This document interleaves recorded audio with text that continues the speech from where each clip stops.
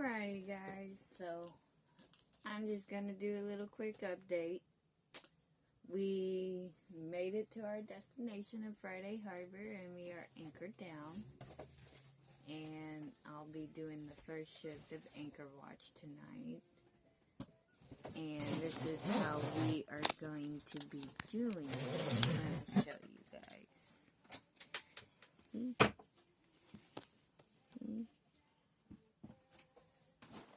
I probably should have done this a different way.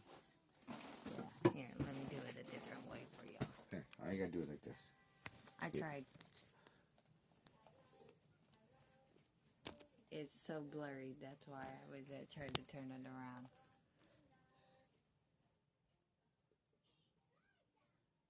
I don't know. Hold on, guys. I'll fix it for y'all. Just give me a second. Okay, there we go. Now you can see. This is where our position is at. Our anchor position. This is our accuracy. Well, of course, y'all can read it, so. There you go. Probably looking at saying, like, we can read what's on the screen. Shut up.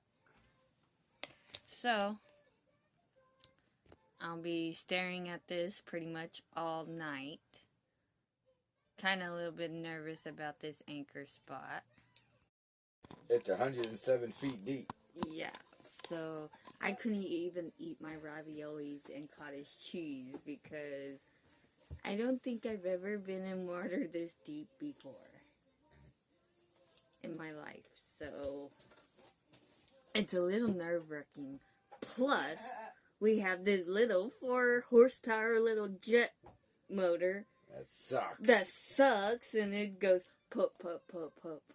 Takes you 30 minutes to dinghy to the dinghy dock. Which is a block away. Yeah. And so, that sucks even more because you're like, oh, is the motor even going to be able to get us to the dinghy dock?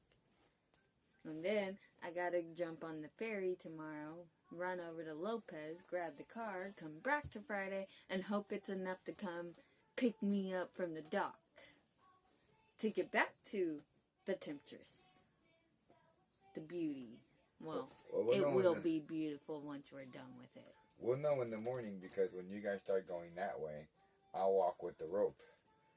And if you guys ain't passing the sailboat, I'm not gonna let go of the rope. So you guys don't drift to oblivion.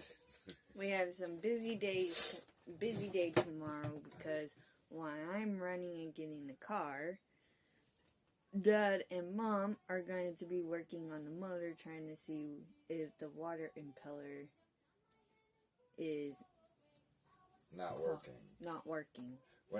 We're overheating, and we're not getting water out of the. If they watch the previous video that I just done before, they'll know all about that. Remember, because I was recording when you were talking about the problem. What? Anyway. He's laughing at me. What? Sailboaters and boaters always put out when they have problems. Boaters. I don't know what you're thinking of boners for. I'm not thinking of boners. I said boaters. Now you cut my thought. He cut my thought and now my brain went blank. Thanks. You were talking about boaters.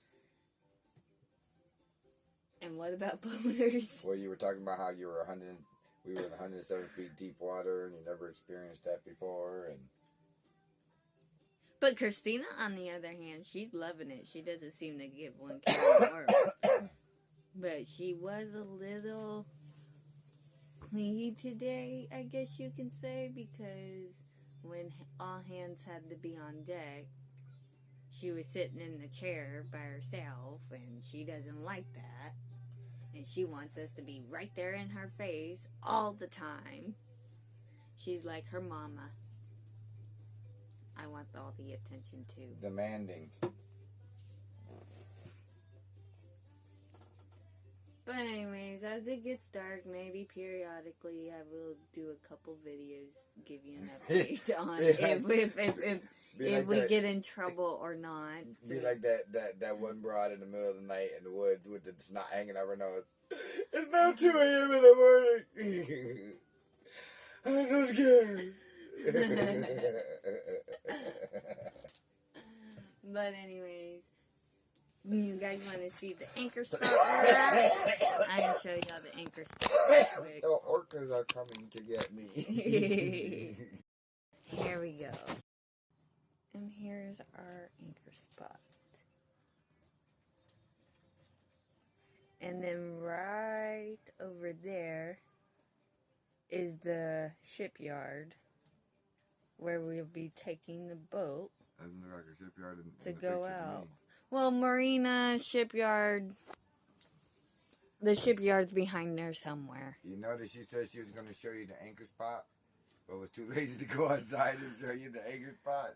Hey, it is cold out there, and I spent about 75% of my day being soaking wet from the rain, and because I'm gonna make a joke. I've been on land every day for the past since the 24th, because we moved out onto anchor on the 24th, and every single day I have dinghied to the land and had to take that stupid ass freaking 30-minute. No, we saw 161, but that changed a little bit ago. The camera out of your... It's not. It's not. It's pointing towards Mom right now. You always get me one. I can't help it that you always I go have the over wrong there timing. first. I will be back. I'll be Okay. back. Well, there you go.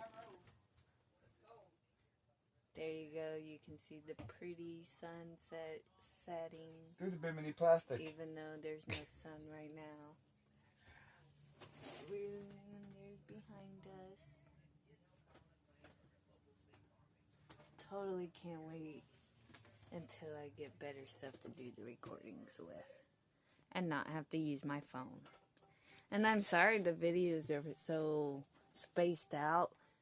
Like I said, we use my phone for the Navionics, and so I don't really get to do the videos until after we're done moving for the day. Plus, there's a lot going on. Yeah. But when we were sailing today, we kind of started off a little bit rough, only getting about average 2 miles an hour with the sails. And then we figured it out that we had a little too much of our lines out back here and there. And once we brought those back in, we were getting up to what, like 3, Oh, 3, 4.5. 4.5. So, Not 4.5, not very often, but I've seen 4.5. yeah. So, even though we may have wasted half of the trip, we still got to learn a little bit on. We were sailing backwards at one point. Well, that sailing backwards, though, was because the ferry was coming to us and past us, and when the ferry's wake, it stopped us dead in our tracks.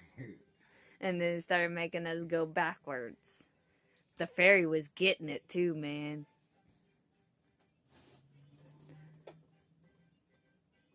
It's nice and peaceful, but you hear Christina's Coco Melon in the background. Her goodnight music. I do not own the rights to Coco Melon music. It's just background music. And if you have a problem with background music for the baby to go to sleep, too bad.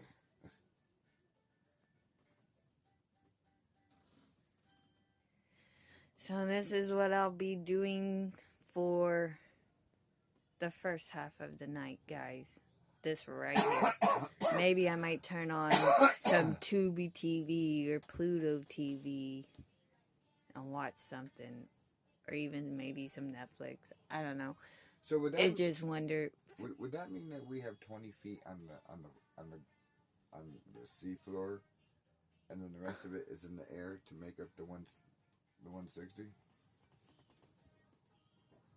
You know what I mean? I wouldn't know how much we actually have on the ground, because when we dropped it that last time, since we had trouble, it went all the way out to the road. And so I don't know if all of it was already on the ground before we started pulling it back in.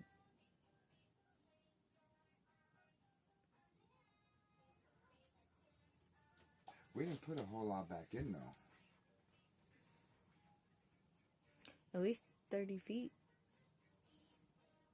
Because you had 210 coming out.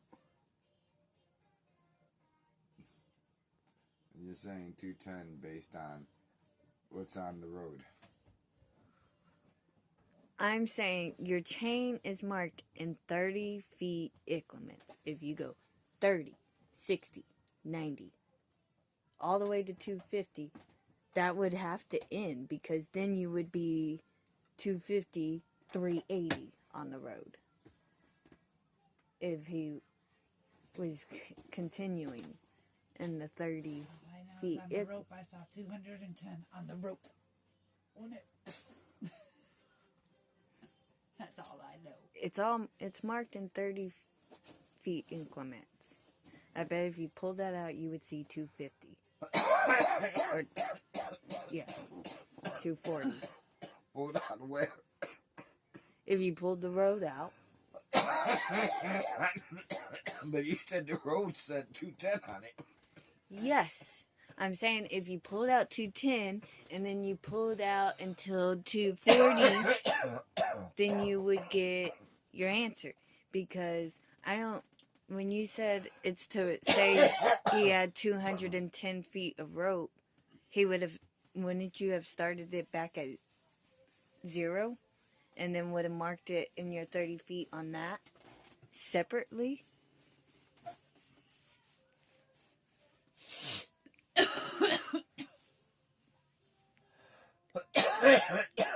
So that's the case.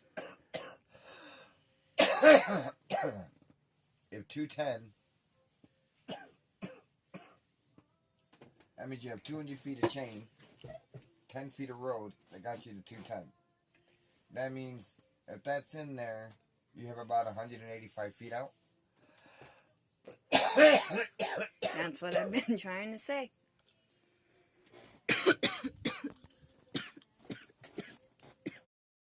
Alrighty, guys. Well, I'm gonna wrap it up. I will do another video later tonight if I remember to. You want to say bye? You want to say bye? Bye.